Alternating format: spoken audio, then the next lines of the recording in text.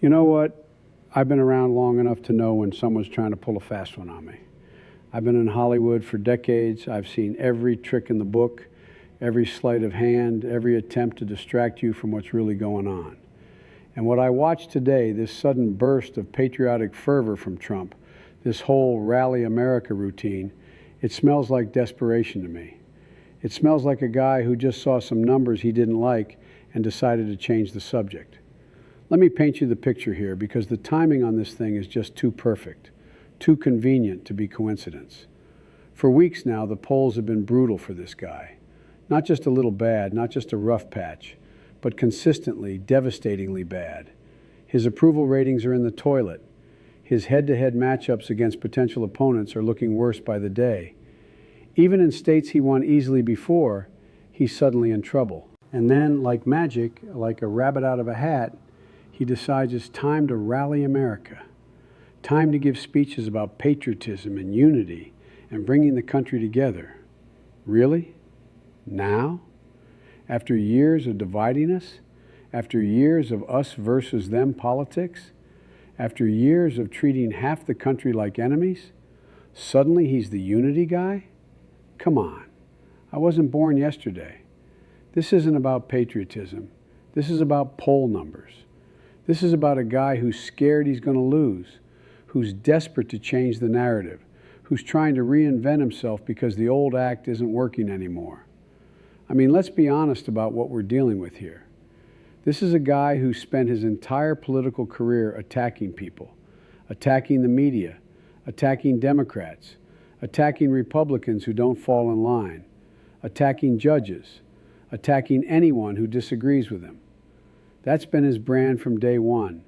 Division, anger, grievance, always having an enemy to fight against. But now suddenly, when the polls show him losing, when the focus groups show people are tired of the chaos, when even his own advisors are probably telling him he needs to pivot, suddenly he's discovered the power of positive thinking? Suddenly he's all about bringing people together? Give me a break.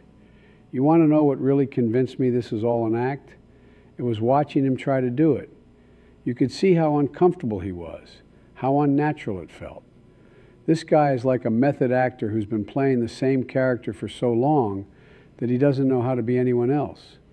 He's been the angry guy, the divisive guy, the guy who thrives on conflict for so long that when he tries to be the unity guy, it just feels fake. I watched him give that speech about American values, about coming together, about putting aside our differences. And the whole time, you could see it in his body language, you could hear it in his voice. He didn't believe a word he was saying. He was going through the motions, reading from a script that someone else wrote, trying to be someone he's not because the polling data told him that's what he needed to do. And you know what? The American people aren't stupid. They can tell the difference between genuine leadership and political theater. They can tell when someone means what they're saying and when they're just saying what they think you want to hear. But here's what really gets me about this whole thing. It's not just that it's obviously fake. It's not just that you can see right through it. It's the cynicism of it. It's the assumption that the American people are so gullible, so easily manipulated, that you can just flip a switch and suddenly be a different person when the polls tell you to. That's not leadership. That's not authenticity. That's just pure political calculation. It's the kind of thing that makes people lose faith in politics altogether. The kind of thing that makes them think all politicians are the same, that they're all just saying whatever they think will get them elected. And maybe that's true for some politicians. Maybe that's how the game has always been played. But the President of the United States, that's supposed to be different. That's supposed to be about something bigger than poll numbers and focus groups and political consultants whispering in your ear about what message will play well in swing states. So let's talk about those poll numbers, because they tell the real story here. They tell you why we're suddenly seeing this desperate attempt to rebrand himself as some kind of unifying figure. The numbers are bad, and I mean really bad. not just in the obvious places, not just in the blue states that were never going to vote for him anyway, but in places where he used to be strong, places he needs to win if he wants to stay in office. Pennsylvania, Michigan, Wisconsin, the states that put him over the top before, they're slipping away. And it's not just the horse race numbers, it's the underlying numbers that really matter. His favorability ratings, the numbers that show how people actually feel about him as a person, not just as a politician. Those are underwater in states he has to win. But here's the thing that really has his advisors panicking. It's not just that he's losing support, it's who he's losing support from. The suburban voters, the college-educated voters, the independent voters who swing elections, they're running away from him like the building's on fire. And you know why? Because they're tired of the chaos. They're tired of waking up every morning wondering what crazy thing he's going to say next. These aren't hardcore Democrats we're talking about. These are people who voted for him before, people who gave him a chance, people who wanted to believe that maybe he'd grow into the job, maybe he'd become more presidential. But after years of watching the Twitter rants, the constant feuds, the inability to just act like a normal human being for 5 minutes, they've had enough. So what does a smart politician do when he sees numbers like that? He changes course. He moderates his tone. He tries to show people that he's learned something, that he's grown, that he can be the kind of leader they actually want. That's politics 101. But here's the problem with Trump trying to pull off that kind of pivot. He's got no credibility left. He's cried wolf too many times. People remember all the other times he's tried to be, quote, presidential. All the other times his handlers convinced him to tone it down, to stick to the script, to act like a grown-up. And you know what happened every single time? It lasted about a week before he was back to his old tricks. So when he gets up there now and talks about unity, when he talks about bringing people together, when he talks about healing the divisions in this country, people don't believe him. They've heard this song before. They know how it ends. And you can see it in the polling data. Even after this whole Rally America push, even after the speeches about patriotism and unity, his numbers aren't moving. If anything, they're getting worse because people can see through the act. They can tell he doesn't mean it. They can tell this is just another political stunt designed to save his own skin. But the real kicker, the thing that really shows you how desperate this whole strategy is, look at who's advising him on this. These aren't the true believers, the people who've been with him from the beginning. These are the establishment Republicans, the professional political consultants who've been brought in to try to save his campaign. These are the same people who probably told him he was crazy to run in the first place, who said his whole approach was wrong, who said he'd never win by being divisive and angry. And now, when the chips are down, when the polls show he's in real trouble, suddenly their advice matters? Suddenly he's listening to the same people he's been attacking for years? That tells you everything you need to know about how panicked he really is. Because here's the thing about Trump. He's never been about principles or ideology or even policy. He's been about winning. That's his brand. That's his whole identity. He's the guy who wins, who makes deals, who comes out on top. But when the polls show him losing, when the data shows his whole approach isn't working anymore, suddenly he's willing to try anything, even if it means completely contradicting everything he stood for. And that's what makes this whole Rally America thing so transparent, so obviously fake. It's not coming from any genuine change of heart. It's not coming from any real growth or evolution as a leader.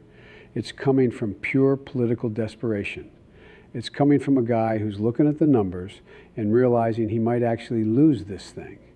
You can see it in how forced it all feels, how scripted, how unlike his usual style. When Trump is being himself, when he's in his element, He's loose, he's spontaneous, he's unpredictable. But when he's trying to be this unity guy, this patriotic statesman, he sounds like he's reading someone else's words, because that's exactly what he's doing. And that's what makes this whole thing so sad, really. Not politically sad, but humanly sad. Here's a guy who could have been something different, who could have actually tried to bring people together from day one. He had the whole country's attention. He had a chance to be a real leader, to rise above the petty politics, to actually make a difference. But instead, he chose division. He chose anger. He chose to tear people apart instead of bringing them together. And now, when it's probably too late, when people have already made up their minds about who he really is, suddenly he wants to be the unity guy? Suddenly he discovers the power of bringing people together?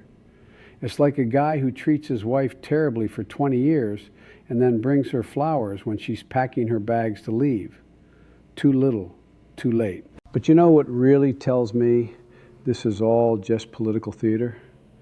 Look at what happens when he goes off script. Look at what happens when he's not reading from the teleprompter, when he's just being himself.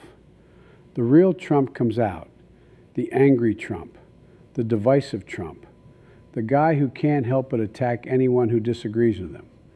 Just this week, while he's supposed to be doing this whole Rally America thing, he's been on social media attacking judges, attacking prosecutors, attacking members of his own party who don't fall in line fast enough. So which is it? Is he the unity guy or the attack dog?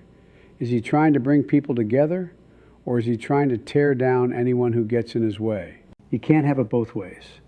You can't spend half your time talking about healing the country and the other half attacking everyone who doesn't worship at your altar. People see that contradiction.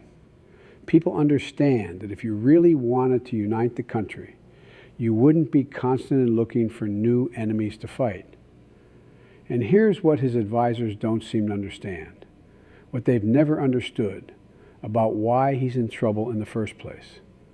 It's not just about policy. It's not just about Republican versus Democrat.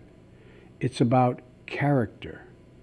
It's about whether people trust you, whether they respect you, whether they think you're the kind of person who should be leading this country. And after years of watching this guy operate, after years of seeing how he treats people, how he handles criticism, how he responds when things don't go his way, a lot of Americans have made up their minds about his character. And no amount of scripted speeches about unity is going to change that. You see it in the focus groups, you see it in the polling data. When people talk about Trump, they don't talk about his policies. They talk about his behavior. They talk about his temperament. They talk about whether they want their kids to see him as a role model. And the answer increasingly is no. That's why this Rally America strategy was doomed from the start, because it's not addressing the real problem. The real problem isn't that people don't know what Trump stands for. The real problem is that they know exactly what he stands for, and they don't like it. You can't rebrand character.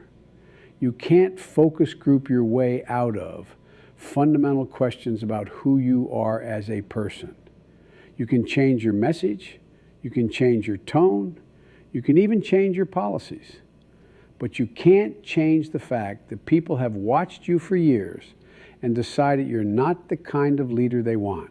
And that's what we're really seeing here. This isn't a political strategy. This is a desperate attempt to convince people to ignore everything they've seen with their own eyes, everything they know about who this guy really is. It's an attempt to gaslight the entire country into believing that the Trump they've been watching for years isn't the real Trump. But Americans aren't that gullible. They may not follow politics closely. They may not know all the details of every policy proposal, but they know what they've seen. They know how this guy acts when he's under pressure. They know how he treats people who disagree with him. They know what his real character looks like. So when I watch this whole Rally America thing, when I see him trying to be someone he's not, when I see the obvious political calculation behind every word, every gesture, every carefully scripted moment, I don't see a leader trying to unite the country. I see a politician trying to save his own skin. And maybe that's all politics really is anymore. Maybe that's what we should expect from all our politicians. But I still think we deserve better than that. I still think the presidency should be about something more than poll numbers and focus groups and desperate attempts to reinvent yourself when the old act stops working. The American people deserve a leader who actually believes in something, who stands for something bigger than their own political survival. They deserve someone who doesn't need a polling catastrophe to remind them that unity might be a good idea.